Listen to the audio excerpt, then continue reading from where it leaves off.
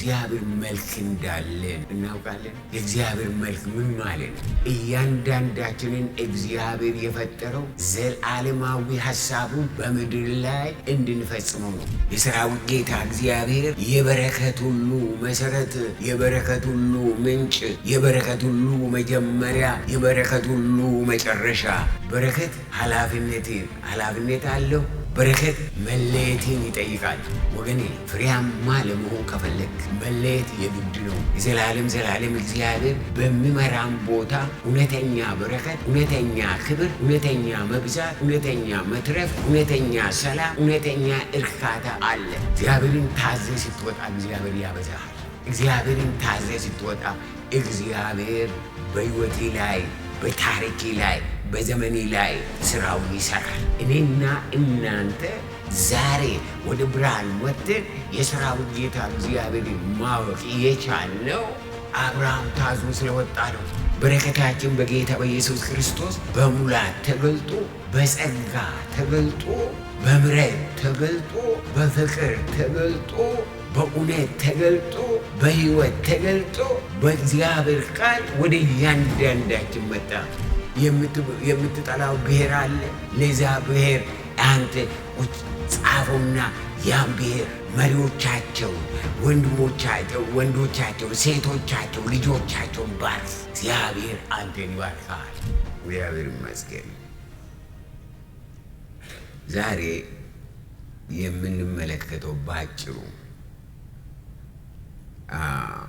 በረከት መለኮታዊ ጥሪ የሚል ነው። ይህንን ከመጽሐፍ ቅዱስ እናነባለን። ኦሪት ዘፍጥረት ምዕራፍ 1 ከቁጥር 26 እስከ 28 ያለውን በጌታ በኢየሱስ ክርስቶስ ስም አነበዋለሁ። እግዚአብሔርም አለ፣ ሰውን በመልካችን እንደ ምሳሌያችን እንፍጠር፣ የባሕር ዓሦችንና የሰማይ ወፎችን እንስሳትንና ምድርን ሁሉ በምድር ላይ የሚንቀሳቀሱትንም ሁሉ ይግዙ። እግዚአብሔርም ሰውን በመልኩ ፈጠረ፣ በእግዚአብሔር መልክ ፈጠረው፣ ወንድና ሴት አድርጎ ፈጠራቸው። እግዚአብሔርን ባረካቸው፣ እንዲህም አላቸው፣ ብዙ ተባዙ፣ ምድርንም ሙሉአት፣ ግዙአትም። የባሕርን ዓሦችና የሰማይ ወፎች በምድር ላይ የሚንቀሳቀሱትንም ሁሉ ግዙአቸው እያለ ይቀጥላል። ጌታ ሆይ በናዝሬቱ በጌታ በኢየሱስ ክርስቶስ ስም ዘላለማዊ ሐሳቤ፣ ዘላለማዊ ዓላማ በእያንዳንዳችን ሕይወት፣ በእያንዳንዳችን ዘመን እንዲፈጸም እንጸልያለን። ይህንን ጊዜ አንተ ተረከበው በክርስቶስ ኢየሱስ ስም አሜን።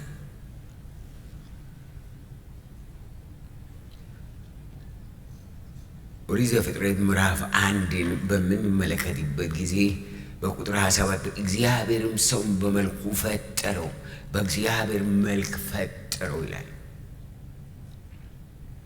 የእግዚአብሔር መልክ እንዳለን እናውቃለን። የእግዚአብሔር መልክ ምን ማለት ነው? ምን ማለት ነው? እግዚአብሔር በመልኩ ፈጠረን፣ እሱን እንድንመስል ፈጠረን።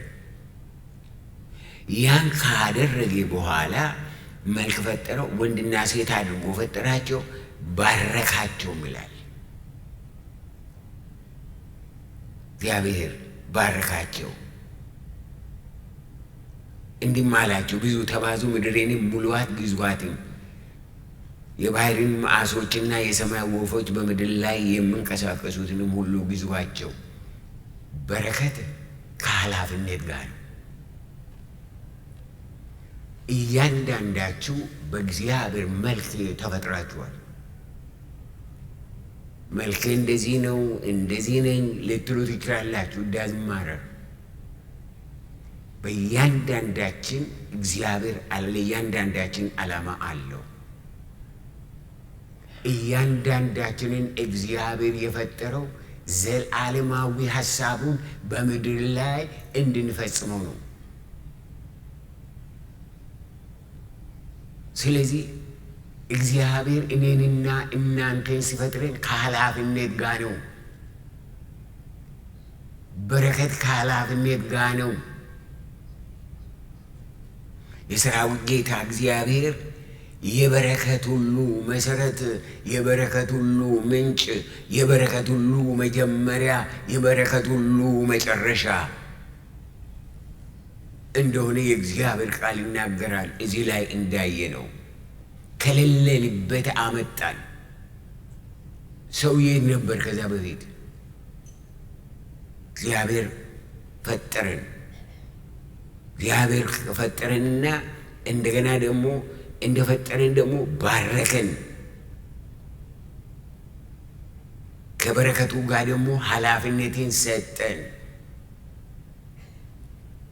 ስለዚህ ይሄንን ነገር እኔና እናንተ መረዳት ያስፈልገናል።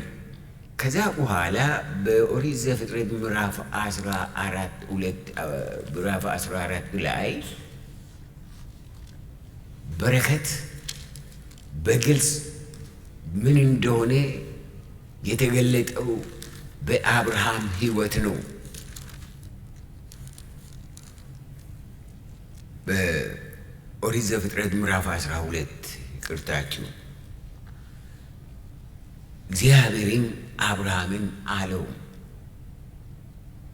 ከአገርህ ከዘመዶችም ከአባትም ቤት ተለይተህ እኔ ወደማሳይህ ምድር ውጣ። ታላቅ ሕዝብም አደርግሃለሁ፣ እባርክሃለሁ፣ ስሜንም አከብረዋለሁ። ለበረከትም ሁን። የሚባርኩኝንም ይባርካለሁ፣ የሚረግሙኝንም ይረግማለሁ። የምድር ነገዶች ሁሉ ባንተ ይባረካሉ እያለ ይቀጥላል። አብርሃምም እግዚአብሔር እንደነገረው ሄደ። ሎጥም ከእርሱ ጋር ሄደ። አብርሃምም ከካራን በወጣ ጊዜ 75 ዓመት ሰው ነበረ ይላል። በረከት ከአንዱ ወደ ሌላ ይጨምራል፣ እየተገለጠ ነው የሚሄደው። ለአዳምና ለሔዋን ከተነገራቸውና ከተሰጣቸው ኃላፊነት እንደገና ለአብርሃም ደግሞ ለየት ያለ ቦታ እንደተሰጠው እንመለከታለን። አብርሃም በዛን ጊዜ 75 ዓመት ዕድሜ እንደነበረው የእግዚአብሔር ቃል እዚህ ላይ ይናገራል። አብርሃም ለበረከት፣ ለታላቅነት፣ ለክብር፣ ለውርስ፣ ለምርት የተጠራው በዛ ዕድሜ ነው። ከሁሉ ነገር ከአገሩ ከዘመዶቹ ከአባቱ ቤት ተለይቶ እግዚአብሔር ወደሚያሳየው ይሄድ ዘንድ ተጠራ። በረከት ኃላፊነት አለው። በረከት መለየትን ይጠይቃል። ከየት ውጣ አለ? ከሀገሬ ከዘመዶቼ ከአባቴ ቤት ተለይተ። ምን ማለት ነው? የመጽሐፍ ቅዱስ አጥኞች አንትሮፖሎጂስቶች የአብርሃም ዘሮች የሚያመልኩት እሳት ነው። እሳት ያመልካሉ። ማገዶ ፈልገው እሳትን ያነዳሉ። እሳቱ እስኪነድ ድረስ ያመልኩታል።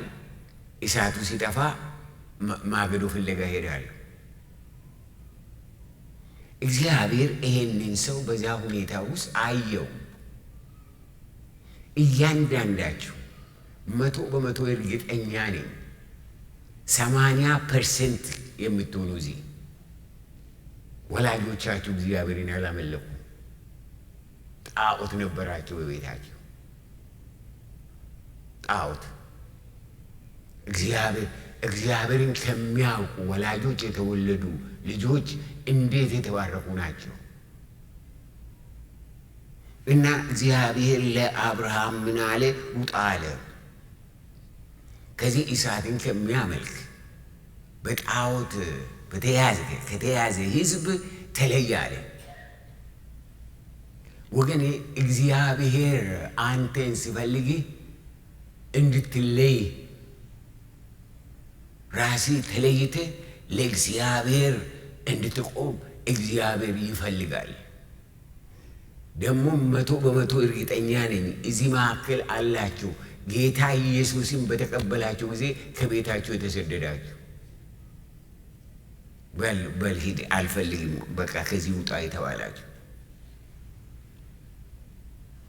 እኔ ጌታ በተቀበልኩ ጊዜ ከቤቴ አልተሰደድኩም።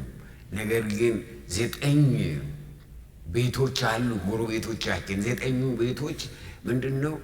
በየጠዋቱ ቡና አብሮ ጠጣሉ። ወሬ የሚሰማ የሞተ የሚሰማ የተሻረ የሚሰማ የተሾመ የሚሰማ ዛሬ ጋዜጣ የለ፣ ሬዲዮ የለ፣ ምንም የለ። እና ጌታ ሲያገኘኝ ያን ሲሰሙ ከእሱ ጋር እንዳትበሉ እንዳትጠጡ፣ እሱ በተቀመጠበት ወንበር እንዳትቀመጡ፣ በጠጣበት ስኒ እንዳትጠጡ ተባሉ። ምንም ብዙም ለእኔ ጉዳትም አላመጣም። እያንዳንዳችሁ ብዙዎቻችሁ እንደዛ እንደሆናችሁ እኔ አምናለሁ። ጌታ ተለዩ አለ። ዛሬ በኢትዮጵያ ውስጥ ወገኔ ፍሬያማ ለመሆን ከፈለክ መለየት የግድ ነው። የምንድን ነው ከምንድን ነው የሚለየው ምናምን እንላለን። እንደምታውቁት በምድራችን ክልል አለ። ክልል የዛ ክልል የዚህ ክልል የዛ ክልል ይባላል። እኔ ያን ክልል እንደምጠላው በሄድኩበት ቦታ እንደማስረግመው፣ ምክንያቱም ድሃ ህዝብ ይሄም ድሃ ክልል ብሎ ይጣላል፣ ይጋጫል፣ ይገዳደላል። የኔ መሬት ነው ይላል፣ የኛ መሬት ነው ይላል። በዛ መሬት ላይ ያ መሬት እያለ ይራባል፣ ይራቆታል፣ ሰርቶ መብላት እንኳ አይችልም። እንደዚህ አይነት አእምሮ እንደዚህ አይነት ጭንቅላት ያለው ህዝብ ወገኔ ከዛ መውጣት አለበት። እና የኛ አሁን በዚህ በእንትኑ ላይ ያደረግነው 84 ብሔረሰቦችን አመጣን። እንዴት ሲያምሩ! አንዳንዶቻቸው ቋንቋቸውንም አናቅም፣ ቋንቋችንም አይናገሩም። በቃ የሚያስደንቁ ብንያያዝ አንድ ብንሆን እንደ አንድ ህዝብ እንዴት ለዓለም በረከት እንሆናለን!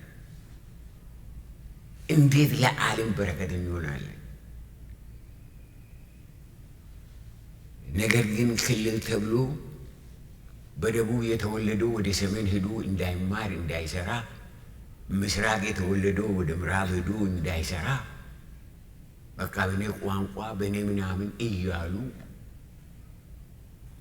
ስለዚህ ዛሬ በኢትዮጵያ ውስጥ ለበረከት ለመሆን ከፈለጋችሁ ካላችሁበት ከአባቶቻችሁ ወሬ ውጡ። ይሄ አማራ ነው፣ ይሄ ኦሮሞ ነው፣ ይሄ ትግሬ ነው፣ ይሄ ገሌ ነው። ይሄ ዘመኑ ያለፈበት እኔና እናንተ የምናስተናግደው አይደለም። ዲስ ኢዝ ግሎባላይዜሽን። በተለይ አሜሪካ ውስጥ ሆኖ ስለዚህ የሚያወሩ ሰዎች ሲያሳዝኑ ምን አይነት ጭንቅላት እንዳላቸው እኔ አላውቅም። ውጡ አለ። የዘላለም እግዚአብሔር በሚመራን ቦታ እውነተኛ በረከት፣ እውነተኛ ክብር፣ እውነተኛ መብዛት፣ እውነተኛ መትረፍ፣ እውነተኛ ሰላም፣ እውነተኛ እርካታ አለ። ነገር ግን መለየት አለብን። መለየት አለብን። ጌታን ይዞ ከአገር ቤት፣ ከዘመዶች፣ ከአባት ቤት ተለይቶ መውጣት የእምነት እርምጃ ነው። የሰራዊት ጌታ እግዚአብሔር ለተጠሪው ለአብርሃም የገባለት ቃል ኪዳን አለ። ውጣ አለ። ከወጣ በኋላስ አንድ የሚሆን ነገር አለ።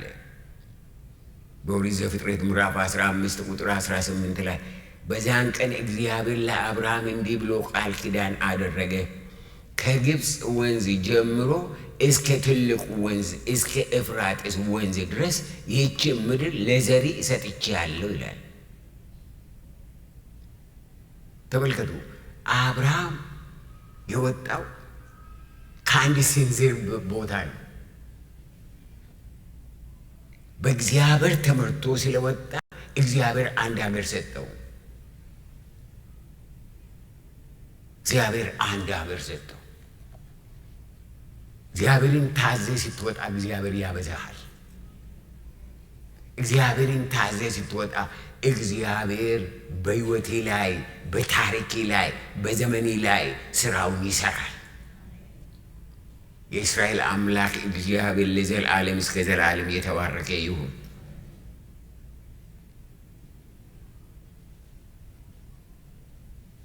በኦሪት ዘፍጥረት ምዕራፍ 15 ቁጥር 18 ላይ በዚያን ቀን እግዚአብሔር ለአብርሃም እንዲህ ብሎ ቃል ኪዳን አደረገ፣ ከግብፅ ወንዞች ጀምሮ እስከ ትልቁ ወንዝ እስከ ኤፍራጥስ ወንዝ ድረስ ይህችን ምድር ለዘሪ ሰጥቼሃለሁ።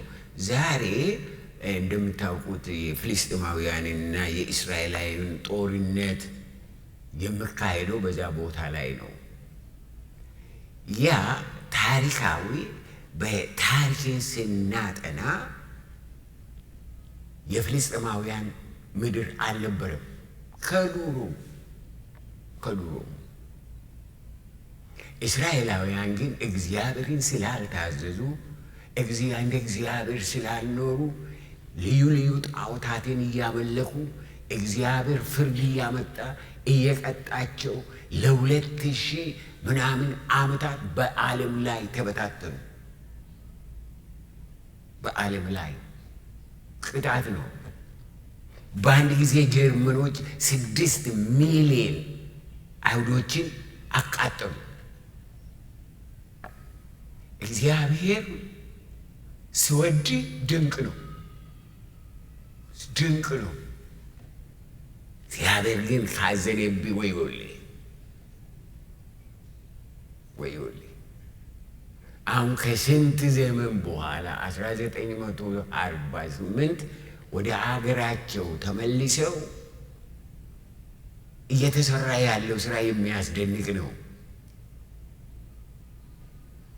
ጫካውን ማለት እንደው ሜዳውን እንትና አድርገው ብዙዎቻችሁ አይታችሁታል አምናለሁ። እግዚአብሔር በጣም በሕይወታቸው ቃል ኪዳን ገብቶላችኋልና ቃል ኪዳኑ የማይረሳ ጌታ ነውና አሁንም እየባረካቸው ነው የአብርሃም ዘሮች ስለሆኑ።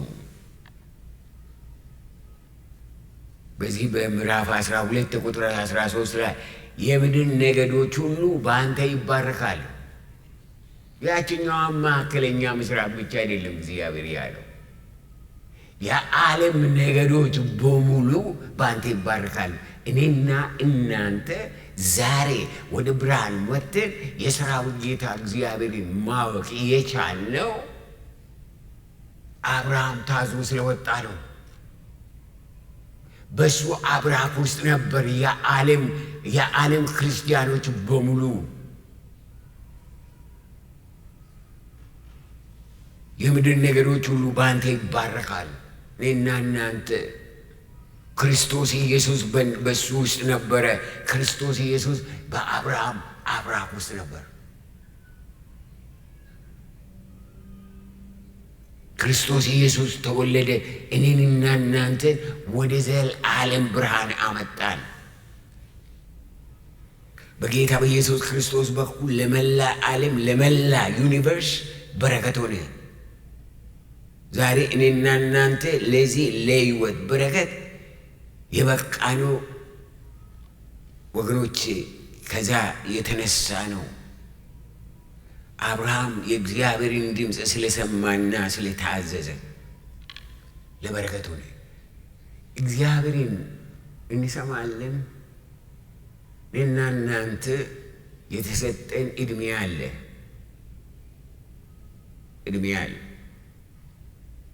እንደኔ ብዙ ዕድሜ ላይ ኖራችሁ ይችላል። የተሰጣችሁ ዕድሜ አለ።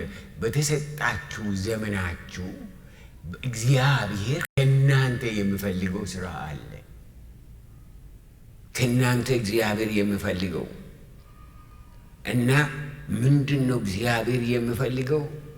ወገኖቼ እኔና እናንተ እግዚአብሔርን ታዘን እንድንወጣ፣ እግዚአብሔርን መታዘዝ። ከጣዖታት ራሳችሁን ለዩ፣ ከወሬ ራሳችሁን ለዩ፣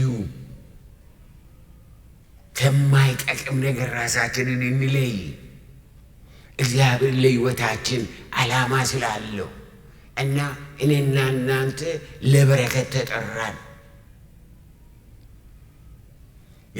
እግዚአብሔር ወደ እያንዳንዳችን የሚመጣው የቃሉን ደጆች በመክፈት ነው።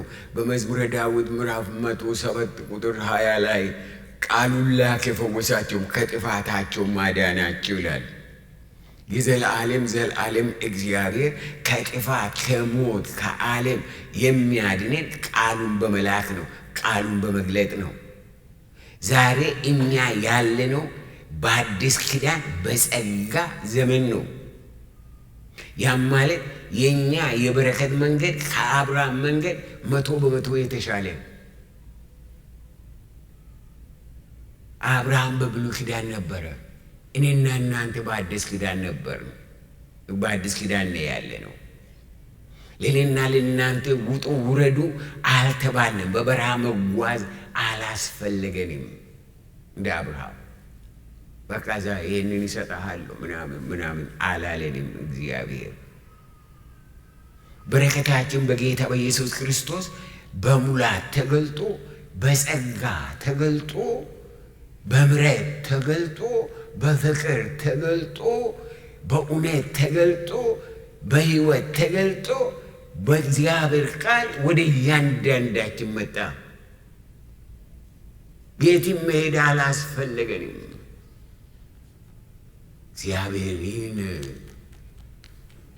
እግዚአብሔርን ማወቅ በክርስቶስ ኢየሱስ ጌታ ኢየሱስን ማለት በክርስቶስ ኢየሱስ እግዚአብሔርን ማወቅና ሕይወታችን ለእሱ መስጠት ብቻ ነው ያስፈለገን። ዛሬ እኛ ያለነው በአዲስ ኪዳን በጸጋ ዘመን ነው።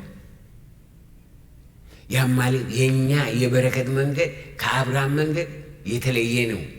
ለእኔና ለእናንተ ውጡ አልተባልንም። በረከታችን በጌታ በኢየሱስ ክርስቶስ መጣ ወደ እያንዳንዳችን። በጣም እገረማለሁ እኔ ጌታ ኢየሱስ እንዴት እንዳገኘኝ።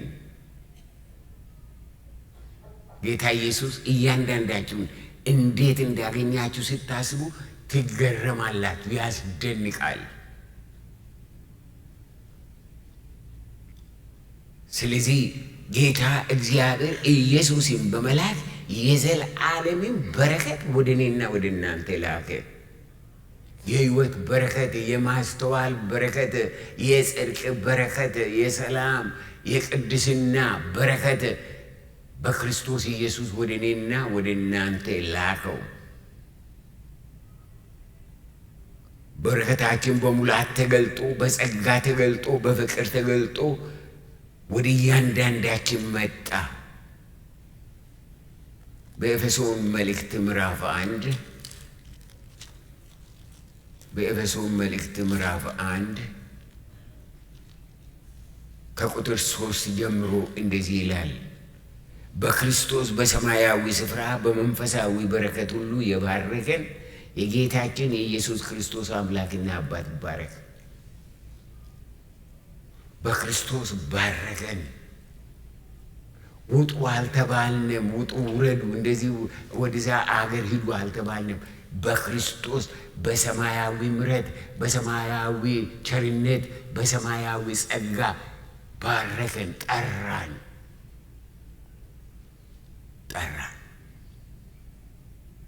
በሰማያዊ ስፍራ በመንፈሳዊ በረከት ሁሉ የባረከን የጌታችን የኢየሱስ ክርስቶስ አምላክና አባት ይባረክ ይልና ዓለም ሳይፈጠር በፊቱ እኔና እናንተ ዓለም ሳይፈጠር ነው እግዚአብሔር የወደደን። ዓለም ሳይፈጠር ነው እግዚአብሔር ያወቀን። ዓለም ሳይፈጠር ነው ወላጆችን እግዚአብሔር ያወቀው። ከየት እንደምትወለድ ከየት ማይፀን እንደምትወጣ ምን አይነት ቋንቋ እንደምትናገር ጌታ ያውቅ ነበረ። ጾታይን ያውቅ ነበር ጌታ። ዓለም ሳይፈጠር በቤቱ ቅዱሳንና ነውር የሌለን በፍቅር እንሆን ዘንድ በክርስቶስ መረጠን እያለ እኔና እናንተ የእግዚአብሔር ምርጫ ነን። እግዚአብሔር መረጠን። እግዚአብሔር መረጠን ወገኖቼ። የበረከት ምስጢር፣ የበረከት ስፋት፣ የበረከት ሙላት የተገለጠው በዚህ መልእክት ነው። ብዙውን ጊዜ እስከ 14 ቁጥር ብታነቡት እጅግ የሚያስደንቅ ነው።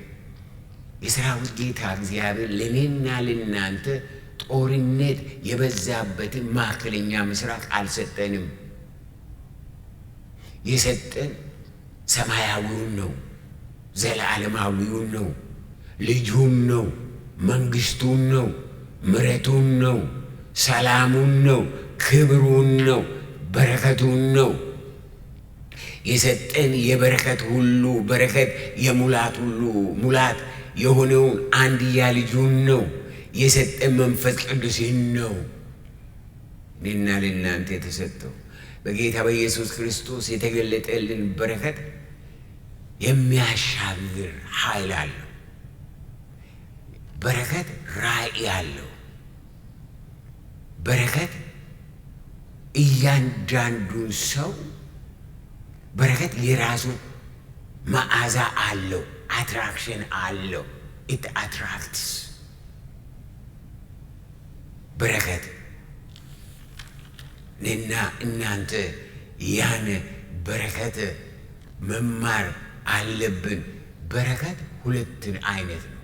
አንደኛው በመንፈስ ቅዱስ በሰማያዊ መባረክ ነው። ሁለተኛው በምድር ላይ ያለን ደግሞ በምንሰራው ባለን ገቢ ባለን በዛ መባረክ ነው። የእግዚአብሔር ቃል የምናገረው በረከት ግን ያ ሰማያዊውን ነው። ያ ሰማያዊውን ነው የሰጠን። ሰማያዊውን ዘላለማዊውን ልጁን፣ መንግስቱን፣ ምሕረቱን ነው ጌታ እግዚአብሔር በጌታ በኢየሱስ ክርስቶስ የተገለጠልኝ በረከት እጅግ አስደናቂ በረከት ነው። በጌታ በኢየሱስ ክርስቶስ የተገለጠው በረከት ምድራዊ ወይም ጊዜያዊ አይደለም፣ ዘላለማዊ ነው። ነገር ግን ሰው በምድር ላይ ነፃ ወጥቶ በሰላም የሚኖረው በሚመስላችሁ ይሄ በረከት ከገባው የእግዚአብሔር በረከት በውስጣችን ሲገባ ምንድን ነው? በረከታችንን ከሚሰርቅ ነገር ነፃ እንወጣለን። ለብዙዎቻችሁ መስክሬላችኋለሁ። በጥቅምት ወር 1993 አንድ የሚያስደምም ራእይ አየው። ያም የበረከት ደመና ነበር። እየጸለኩ ነበረ። ሴንት ሉዊስ ነበርኩ ለኮንፈረንስ ሄጄ በቃ እንደ አጋጣሚ እንዴት እንደሆነ ያላቅም፣ ግን በአንድ ሴከንድ ካለውበት ቦታ ሌላ ቦታ ተገኘው። ራእይ ይሁን ምን እንደሆነ እኔ አላቅም።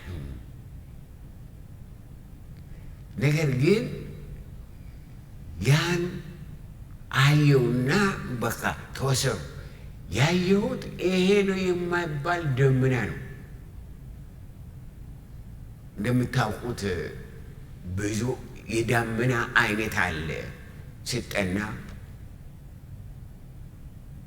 ነገር ግን ይሄ ደመና እኛ በአውሮፕላን ስንበር የምናልፍበት የምናውቀው የምናየው ደመና አይደለም። ግሎሪየስ ነው፣ ከአእምሮ በላይ ነው። ምን እንደሆነ ያልገባኝም ምንድነው ይሄ ደመና ብዬ በምጠይቅበት ጊዜ በውስጥ ምን ይለኛል? የበረከት ደመና ነው ይለኛል። የበረከት ደመና ሁሉ የበረከት ደመና ከሆነ ሕዝቤ ለምን አልተባረክም? ለምን ድሆች፣ ለምን ጉስቋሎች፣ ለምንድን ነው እንደዛ ይሆን ነው? ከዛ አይ ይለኛል ሕዝቤ። የምን ሕዝቤ? ይሄ የዓለም ሕዝብ እዛን ጊዜ ወደ 5 ምናምን ቢሊየን ሕዝብ ነበር። የዛሬ ወደ 7 ኦልሞስት 8 ቢሊየን ነው። ያ ቢሊየን ሕዝብ ከዚህ በረከት አለ 1% ሳይሆን 100% ሳይሆን ሚሊየን ፐርሰንት ቢቀበል የቅንጣትን አይጎልም አለ። እያንዳንዳችን እግዚአብሔር የፈጠረን አስደናቂ ለሆነ በረከት፣ አስደናቂ የሆነ ከዛ በኋላ እንደዛ ከሆነማ ብዬ መባረክ ጀመርኩ። መጀመሪያ ፓስተሮችን የማውቃቸውን ፓስተሮች እግዚአብሔር ወገሌን ባርክ፣ እግዚአብሔርን ባርክ ብዬ ከዛ ነገር ግን በውስጤ ያለው ግፍትና እኔ የምናገረው የማስባቸው አንድ አልሆነምና በአገር እንደገና ያም ደግሞ በጣም በግፍት ስለመጣ አገር ሳይሆን በኮንቲኔንት መባረክ ጀመርኩ። ወገኔ ከዛ ይሄ የዓለም ግሎብ መጣና በፊቴ ቆመ። እግዚአብሔር ዓለምን ለመባረክ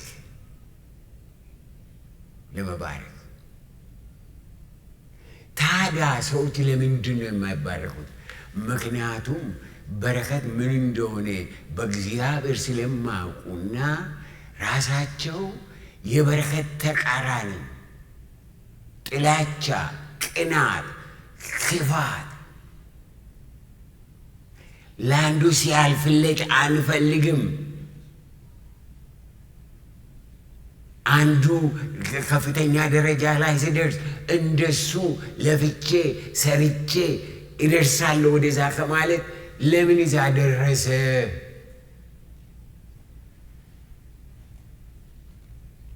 የዚህ አይነት ነገር ምን አደረገ? በድህነት በጭንቀት በረከት እግዚአብሔር ለኛ ያለውን በረከት ሳናይ ዛሬ የምነግራችሁ አንድ ነገር አለ። እባካችሁ አንድ ነገር ታሪካችን ከዛሬ ጀምሮ ይለወጥ። ሁሉን እንባርክ እስኪ ሁሉን የሚጠሉንም እንኳን እንባርካቸው። ምክንያቱም የነሱ እንትን መሆን እኛ ማስቀየም እኛ የእግዚአብሔርን በረከት እንዳንለማመድ እያደረገን ነው። ስለዚህ በቃ እያንዳንዳችን የምታውቋቸውን የማታውቋቸውን ከዛሬ ጀምሮ መባረክ ጀምሩ። ከዛሬ ጀምራችሁ ባርኩ። የሚጠሏችሁን እንኳ ባርኩ። የሚቃወሟችሁን ባርኩ።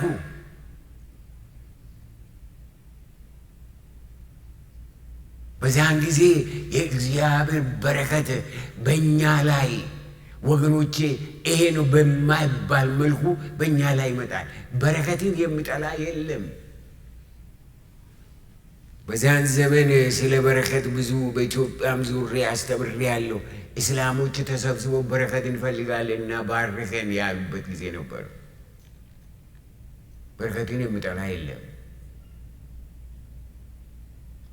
እግዚአብሔር ለመባረክ ትፈልጋላችሁ? ካላችሁበት ታሪካችሁ እንዲለወጥ፣ ዘመናችሁ እንዲለወጥ፣ እግዚአብሔር እንዲያቆማችሁ እስኪ ወገኔ ከአካባቢው ከኢትዮጵያ ተርኪ ምርኪ ከኢትዮጵያ ከዚህ ከወገን ከጎሳ ከብሔር ከምናምን ውጣና ባርከው። ማንን ነው የምትጠላው? የምትጠላ ሰው አለ? ያን ሰው ስሙን በወረቀት ላይ ጻፍና ባርኮት ማታና ጠዋት። ይሄ ነው የማይባል ፍቅር ባንተ ላይ ይመጣል። የምትጠላው ብሔር አለ? ለዛ ብሔር አንተ ጻፈውና ያን ብሔር መሪዎቻቸውን፣ ወንዶቻቸውን፣ ሴቶቻቸውን፣ ልጆቻቸውን ባርክ። እግዚአብሔር አንተን ይባርካል። ስለዚህ ከዛን ዘመን ጀምሮ ከ1993 ጀምሮ ሰውን መጥላት፣ ሰውን በብሔሩ በምናምኑ መጥላት ለእኔ እንግዳ ነበር ሆነ። ለእኔ እንግዳ ነው። ምክንያቱም እግዚአብሔር የሚባርክ አምላክ ነው። ስለዚህ ከየት ነው የምንጀምረው? ከእያንዳንዳችን እንጀምር። እንተዋወቃለን አይደለም? ዛሬ የአንድ ሰው ስልክ ቁጥር ይዛችሁ ሂዱ። ነገ ጠዋት ከእንቅልፍ ስትነሱ ደውሉና ባርኩት፣ ተበራረኩ። እገሌ እንደዚህ ወጥቶ እገሌት እንደዛ ወጥታ ምናምን ብላችሁ በዩቱብ በዚህ በእንትን በሶሻል ሚዲያ አእምሯችሁ ከሚመረዝ ስታፕ ዛት። ታሪካችሁን እግዚአብሔር ይለውጣል። ታሪካችን እግዚአብሔር ይለውጣል፣ ይፈውሰናል። ይሄ ነው የማይባል በረከትና ፈውስ።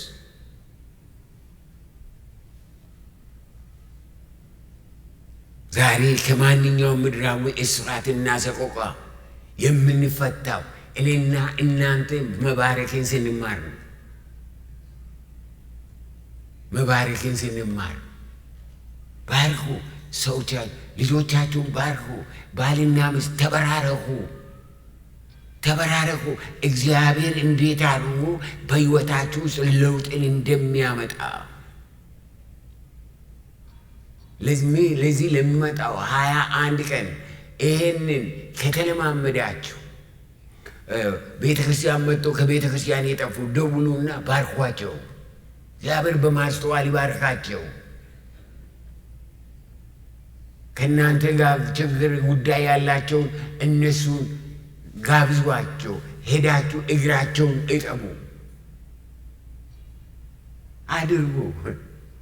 ምክንያቱም ሰማያዊ የሆነ ዘላለማዊ የሆነ በረከት ለእናንተ አለ።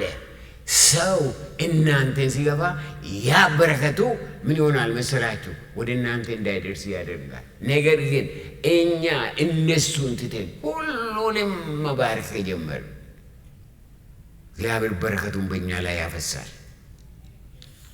በእኛ ላይ ጌታ ኢየሱስ ክርስቶስ በተራራ ስብከቱ የበረከትን ምስጢር ገለጠ።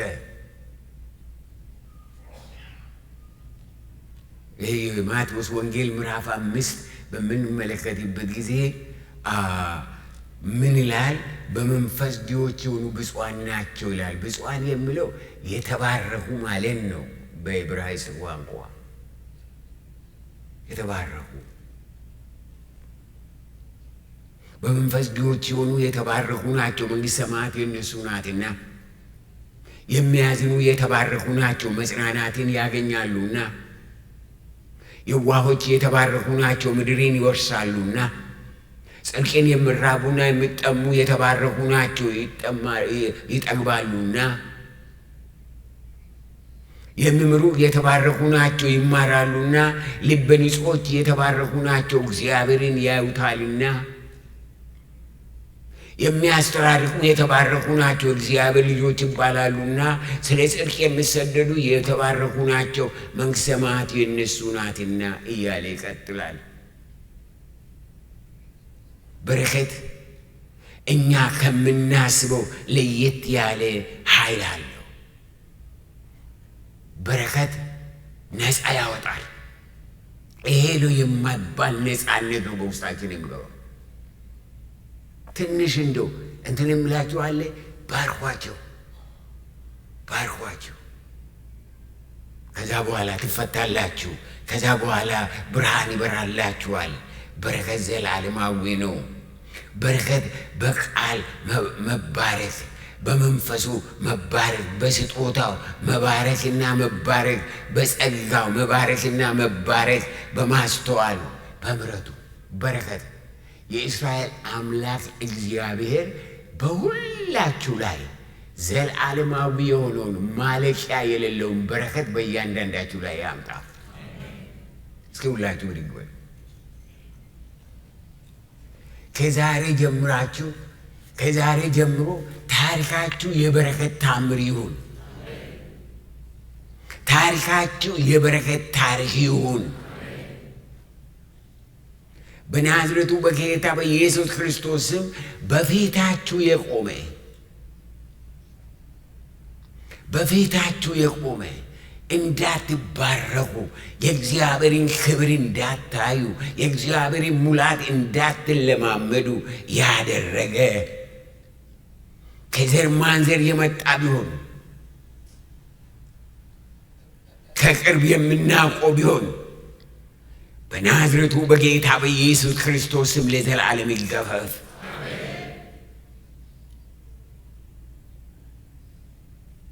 የእስራኤል አምላክ እግዚአብሔር በሕይወታችሁ ላይ በረከቱን ያምጣ። የበረከት ሰዎች የምትባርኩና የምትባረኩ።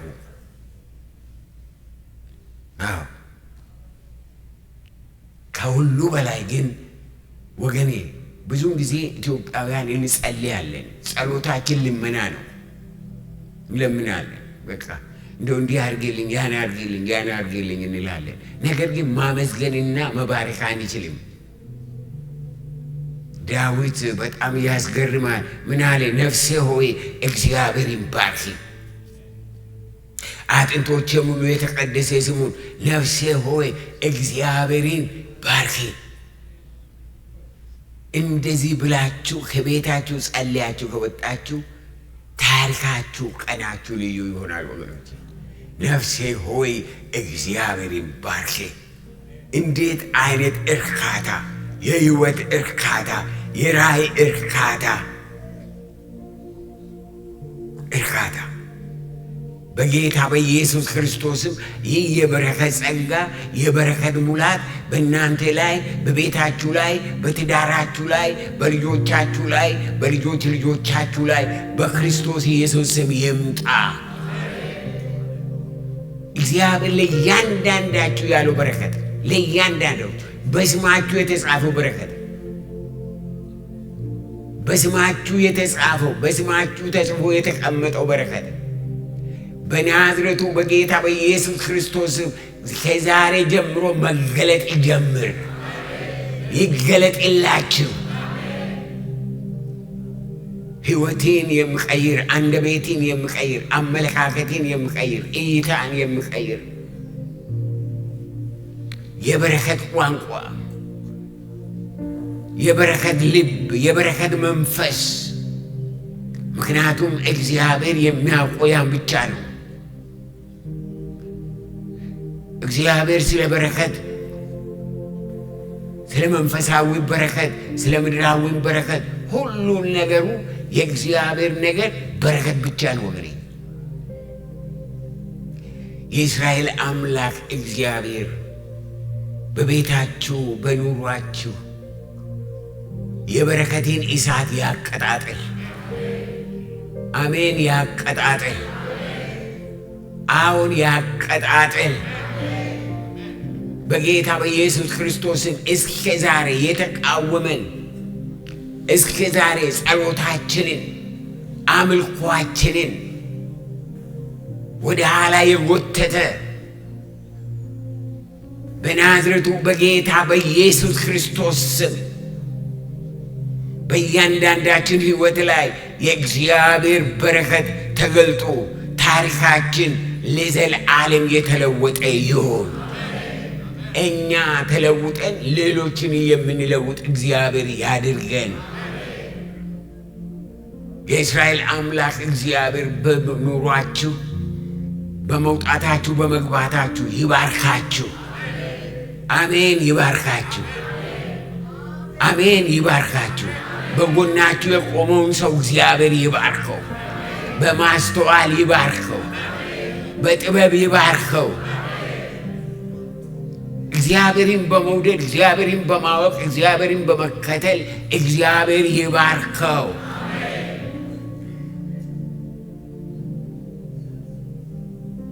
እግዚአብሔር ጸጋ እግዚአብሔር ጸጋ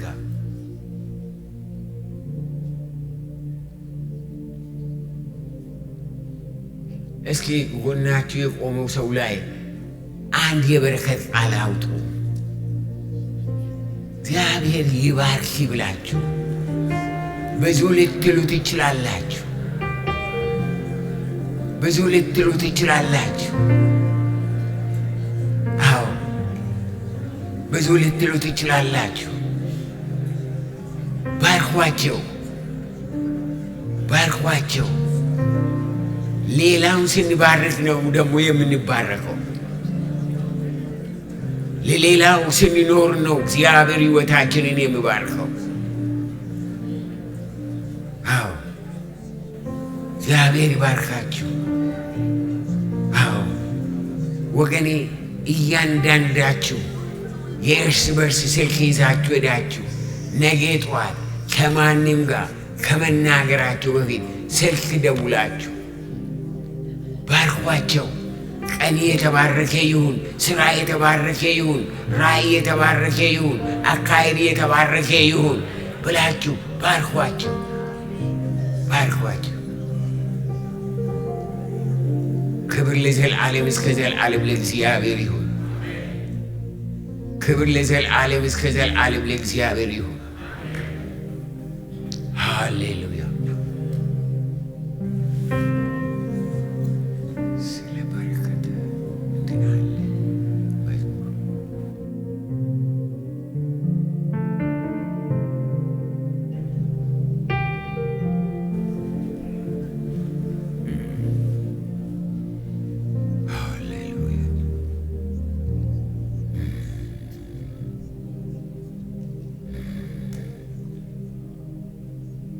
ነፍሴ ሆይ እግዚአብሔርን ባርኪ። ኃጢአትሽን ሁሉ ይቅር የሚል ደዌሽንም ሁሉ የሚፈውስ ሕይወትሽን ከጥፋት የሚያድናት በምሕረቱና በቸርነቱ የሚከልልሽ ምኞትሽን ከበረከቱ የሚያጠግባት ነፍሴ ሆይ እግዚአብሔርን ባርኪ። እግዚአብሔር ሆይ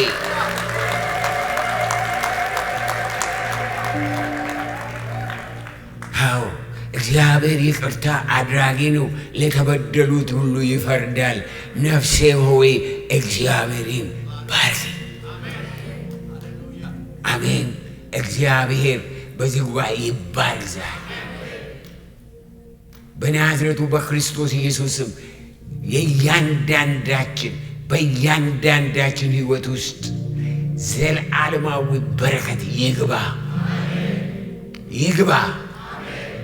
ወደ ሌላ የሚተላለፍ የሌላውን ሕይወት የሚለውጥ የሚፈውስ በናዝሬቱ በክርስቶስ ኢየሱስ ስም ይግባባችሁ። ታሪካችን ይለወጥ። እኔና እናንተ የተጠራነው ለበረከት ነው። እግዚአብሔር የፈጠረን ለበረከት ነው። ስለዚህ ነፍሴ ሆይ እግዚአብሔርን ባርክ ብለን እንደ ቀድሞ የእግዚአብሔር ሰው እግዚአብሔር ይህንን አደረገ፣ ፈወሰኝ አለ፣ መራኝ አለ። በቸርነቱ የሚያጠግብ አምላክ ነው አለ። ነፍሴው እግዚአብሔር ይባርክ። ወገኔ እግዚአብሔርን የምንባርክበት ዘመን ነው።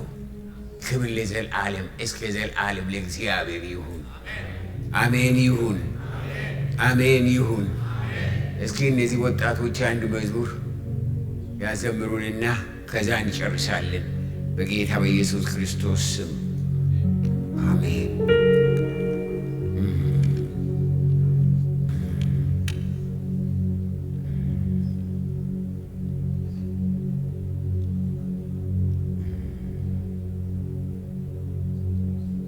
ሃሌሉያ። ነፍሴ ሆይ እግዚአብሔርን ባርክ። ነፍሴ ሆይ እግዚአብሔርን ባርክ። ሃሌሉያ።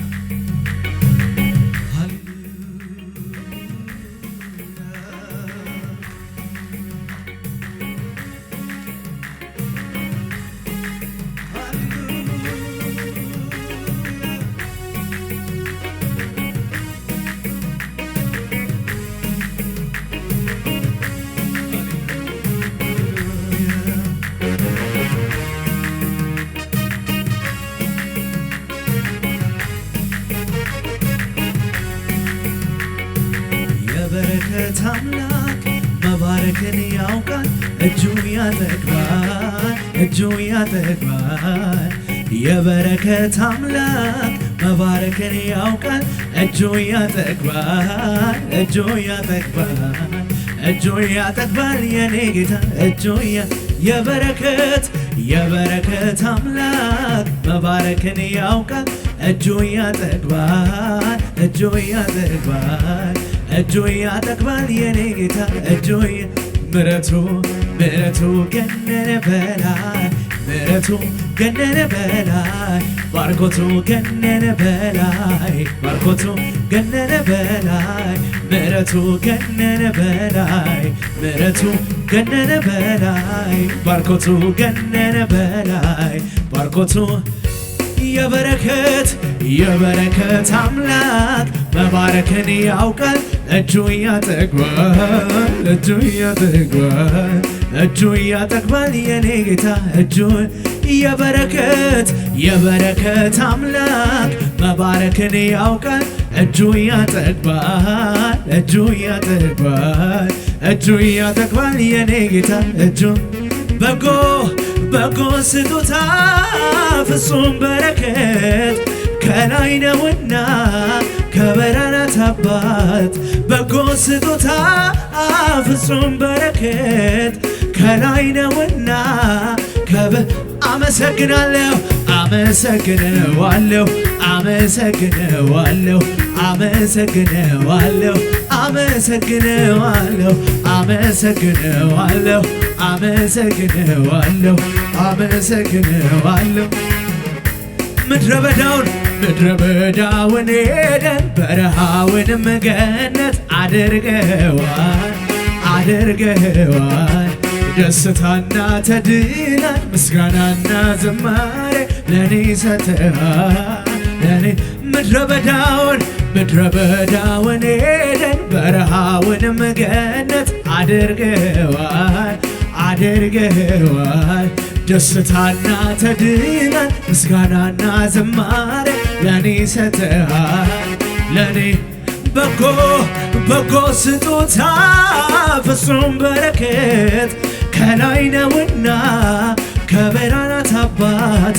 በጎ ስጦታ ፍጹም በረከት ከላይ ነውና አመልከዋለሁ፣ አመልከዋለሁ፣ አመልከዋለሁ፣ አመልከዋለሁ፣ አመልከዋለሁ፣ አመልከዋለሁ፣ አመልከዋለሁ፣ አመልከዋለሁ። ድል አስለምዶኛል ጠላትን ማሸነፍ ረግጬው አልፋለሁ ሺህ ጦር ቢሰለፍ ኢየሱስ ነው ጉልበቴ ስልጣንን የሰጠኝ አሸናፊው ጌታ አሸናፊ ያረገኝ ዘመን መጣ የዜማ ወራቱ ኢየሱስ ሊከብርበት ሲመለክ በቤቱ ያማረ ዝማሬ ቀኔው ለእሱ ነው የይሁዳ አንበሳ መታመኛዬ ነው መታመኛዬ ነው መታመኛዬ ነው መደገፊያዬ ነው መደገፊያዬ ነው መታመኛዬ ነው መታመኛዬ ነው መደገፊያዬ። እልልታ ጭብጨባ ክብር ይሁን ለእግዚአብሔር ሃሌሉያ።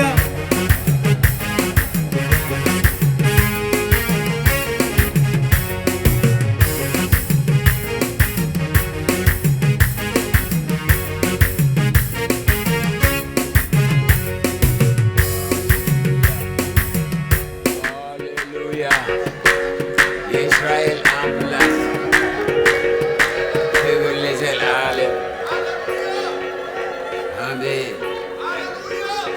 ክብር ለዘላለም እስከ ዘላለም ለሰራዊት ጌታ ለእግዚአብሔር ይሁን። እግዚአብሔር ሕይወታችሁን ይባርክ። እግዚአብሔር ዘመናችሁን ይባርክ። ባርኮ ለበረከት ያድርጋችሁ።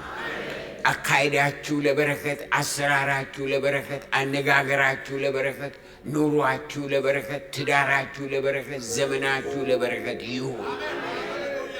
እግዚአብሔር ለዓለም ለመላ ዓለም ለበረከት ያድርጋችሁ።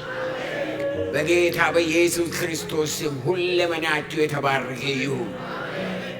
በናዝሬቱ በክርስቶስ ኢየሱስ ስም የተገለጠው ዘላለማዊ በረከት በመንፈስ ቅዱስ በምድር ላይ የፈሰሰው የበዓለ ሃምሳ መንፈስ ያ የፍቅር መንፈስ ነው። የበረከት መንፈስ ነው። የጸጋ መንፈስ ነው።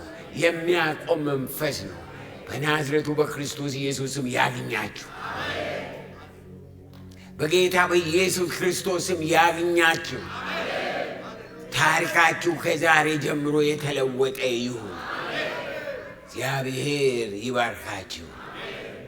እግዚአብሔር ሆይ በናዝሬቱ በክርስቶስ ኢየሱስ ስም ይሄን ጉባኤ ላንተ አስረክባለሁ። ይሄ ጉባኤ በፊቱ ያለውን ሳምንት የበረከት ሳምንት፣ የመገለጥ ሳምንት፣ የጸጋ ሳምንት፣ የሙላት ሳምንት፣ የሰላም የእርቅና ጌታ እግዚአብሔር ሆይ የመባረክ ሳምንት እንዲሆንለት በናዝሬቱ በጌታ በኢየሱስ ክርስቶስም ባረኳችሁ። ሕይወታችሁ ዘመናችሁ ይባረክ። በስራችሁ በሁለመናችሁ ተባረኩ። ለሌሎችም ደግሞ ለበረከት ሁኑ። በእግዚአብሔር አብ በእግዚአብሔር ወልድ በእግዚአብሔር መንፈስ ቅዱስ አንድ አምላክ አሜን። እግዚአብሔር ይመስገን። አሜን አሜን አሜን። አንድ ሁለት ሶስት ሰው ባርካችሁ ትሄዳላችሁ። እንዳትረሱ። ሳምንቱም ደውላችሁ ትባርካላችሁ። በረከት በቤታችሁ፣ በረከት በሕይወታችሁ ይሆናል። ክብር ለእግዚአብሔር ይሁን።